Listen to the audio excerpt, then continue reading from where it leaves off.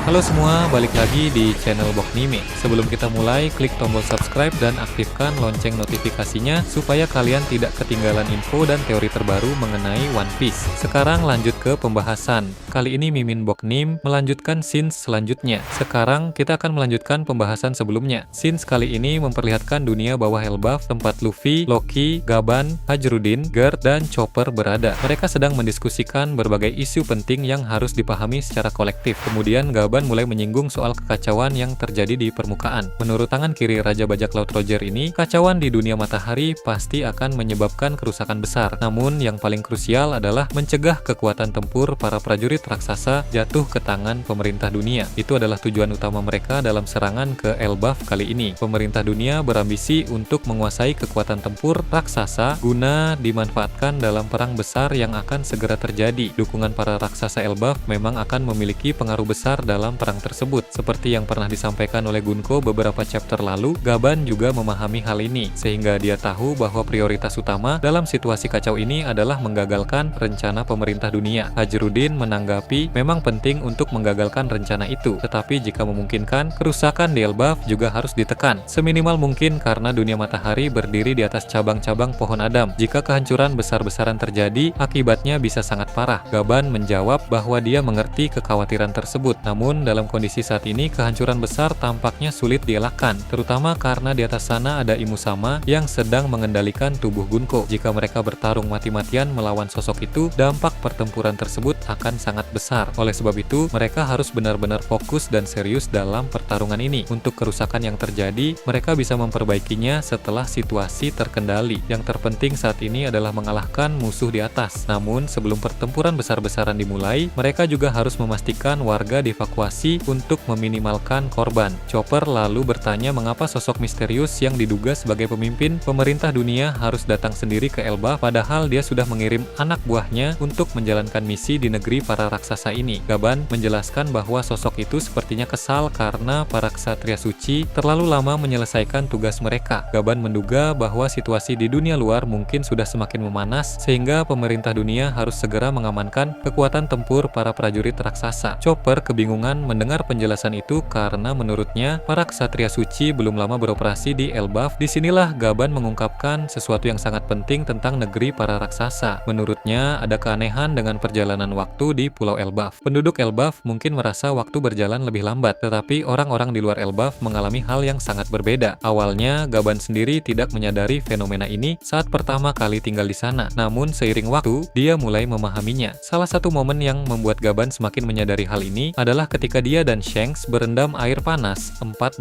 tahun lalu, seperti yang ditunjukkan dalam kilas balik 2 chapter sebelumnya. Saat itu, Gaban merasa hanya 3 atau 4 tahun sejak terakhir kali mereka berendam bersama, tetapi Shanks mengatakan bahwa sudah lebih dari 10 tahun berlalu. Ini berarti Gaban yang tinggal di Elbaf merasakan waktu berbeda dibandingkan Shanks yang berada di dunia luar. Meskipun belum dijelaskan secara rinci mengapa waktu di Elbaf terasa berbeda, ini menjadi salah satu ciri khas negeri para raksasa tersebut. Ketika Gaban menyampaikan informasi ini, Chopper dan Luffy langsung kaget. Mereka mulai mempertanyakan, sudah berapa lama sebenarnya waktu berlalu sejak mereka tiba di Elbaf? Sementara itu, Loki, Hajrudin, dan Gert sebagai penduduk asli Elbaf yang sering menjelajahi dunia luar, tampaknya sudah mengetahui fenomena ini. Luffy kemudian mulai membicarakan Shanks karena Gaban sempat menyebut nama pria berambut merah itu. Dengan penuh antusiasme, Luffy bertanya bagaimana sosok Shanks saat masih menjadi bagian dari kru bajak laut Roger. Gaban lalu menceritakan berbagai hal tentang Shanks, termasuk kisah bahwa Shanks tidak ikut ke Laugh-Tale karena memilih menemani Buggy yang sedang sakit.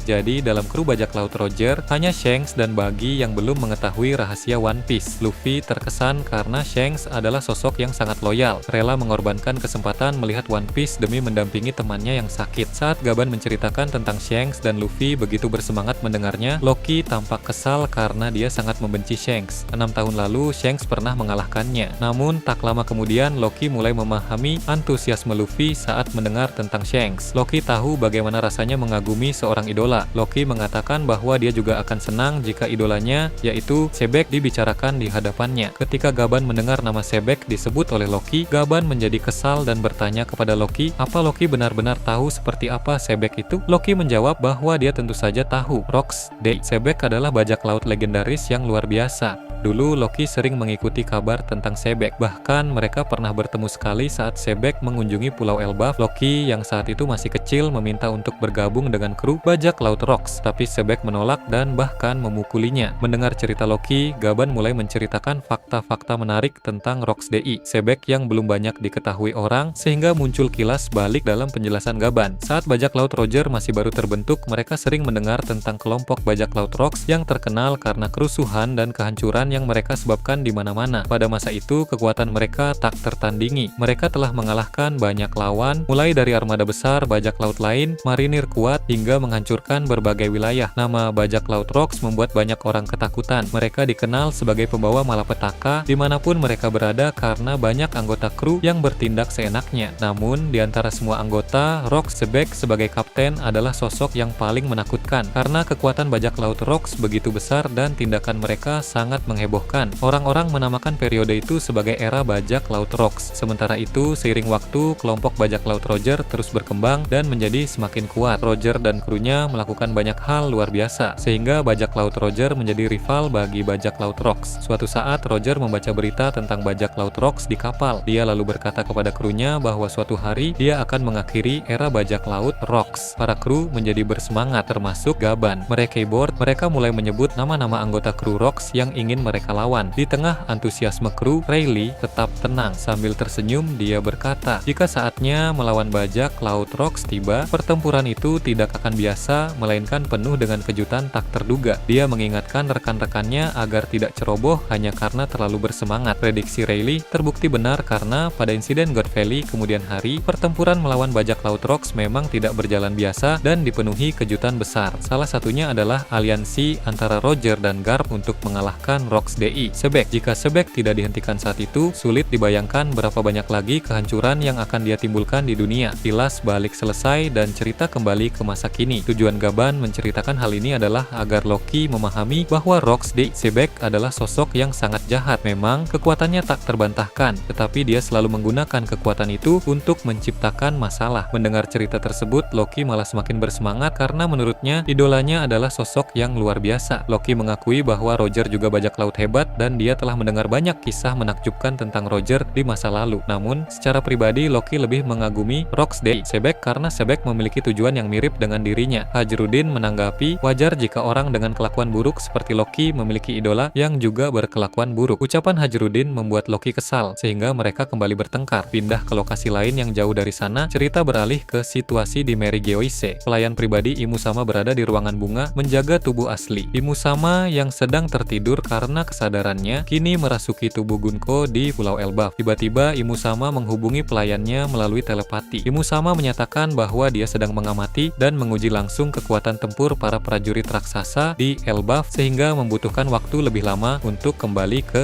Mary Geoise. Imusama menegaskan bahwa semua harus berjalan sesuai rencana awal. Tak peduli seberapa kacau situasi di Mary Geoise, mereka harus mematuhi perintahnya. Perintah Imusama adalah menjaga aset penting di Mary Geoise seperti senjata kuno Uranus, ruangan beku, takhta kosong, harta nasional, dan ruangan bunga. Jangan biarkan pertempuran merusak ruangan-ruangan itu atau musuh berhasil mencapainya. Imusama juga menginginkan masalah ini segera terselesaikan. Setelah berbicara dengan pelayannya, Imusama beralih menghubungi Garling yang sedang bertarung melawan Dragon. Melihat Garling seolah berbicara sendiri, Dragon menyadari bahwa Garling sedang berkomunikasi dengan pemimpin tertinggi pemerintah dunia yang menurut Sabo adalah penguasa takhta kosong. Dragon tersenyum dan berkata kepada Garling, sampaikan pada orang itu bahwa akhirnya semua akan berjalan sesuai rencana Dragon. Saat Imusama terhubung dengan Gorosei melalui telepati, Imusama bisa mengakses indera mereka seperti penglihatan dan pendengaran. Dengan demikian, Imusama bisa melihat apa yang dilihat Gorosei dan mendengar apa yang mereka dengar selama terhubung. Jadi, ucapan Dragon tadi langsung didengar Imusama tanpa perlu Garling menyampaikannya. Imusama juga bisa melihat bahwa yang berbicara adalah Dragon, pemimpin pemimpin pasukan revolusi. Imu Sama marah dan memerintahkan Garling untuk segera membungkam dragon dengan cara apapun. Inilah percakapan pertama antara pemimpin pasukan revolusi dan pemimpin tertinggi pemerintah dunia meskipun hanya melalui telepati. Dragon menyatakan bahwa dia akan segera menghancurkan Mary Joyce dan mengambil sesuatu yang disembunyikan di sana. Selain itu, Dragon menegaskan bahwa dia akan segera mengungkap keberadaan Imu Sama ke seluruh dunia, sehingga orang-orang tahu bahwa pemimpin sejati pemerintah dunia bukan Gorosei, melainkan sosok yang selalu bersembunyi di balik layar. Imu Sama semakin murka dan memerintahkan Gorosei lain untuk menjaga ruangan-ruangan rahasia dengan baik agar Dragon tidak bisa masuk. Kepada Garling, Imu Sama sangat mengandalkannya untuk menghentikan Dragon. Garling menjawab bahwa dia akan melaksanakan tugas ini sebaik mungkin dan meminta izin untuk menggunakan kekuatan penuh, meskipun mungkin sebagian halaman Mary Joyce akan rusak. Imu Sama mengizinkan Garling melakukannya, asalkan Dragon segera dihentikan. Untuk kerusakan di halaman Mary Joyce itu bisa diperbaiki nanti, asalkan tidak mencapai ruangan inti. Garling mengerti dan komunikasi telepati pun berakhir. Dari sini pertarungan antara Garling dan Dragon semakin intens. Garling mulai tampak mengeluarkan asap hitam dan keluar lingkaran sihir di sekitar tubuhnya. Tak lama kemudian dirinya menghilang dan berubah menjadi sosok yang berbeda dari dirinya yang sebelumnya. Terlihat luapan haki Garling sampai menimbulkan gelombang di sebagian besar wilayah Mary Joyce, dan Dragon terlihat sedikit heran dikarenakan akan memakan banyak korban nantinya apabila terjadi pertempuran besar di Mary Joyce. Melihat hal itu, Dragon memancing Garling agar pergi ke area yang jauh dari budak yang ditahan di sana. Hal itu Dragon lakukan bukan berarti Dragon kalah dalam melawan luapan Haoshoku haki milik Garling, namun banyak pertimbangan yang harus dilakukannya. Terlihat di langit kondisi awan yang awalnya cerah menjadi bergemuruh akibat angin Dragon. Hal itu Dragon lakukan agar Haoshoku Garling tidak mencederai orang-orang yang tidak bersalah di area Mary Joyce, yaitu para budak. Bagaimana menurut kalian terkait ini? Nah, itu tadi berbagai hal menarik pada pembahasan channel Boknaim kali ini. Menurut kalian bagaimana? Silahkan tulis di kolom komentar di bawah. Oke, segitu saja untuk pembahasan kali ini. Jangan lupa like, share, dan subscribe untuk video menarik selanjutnya. Peaceful World.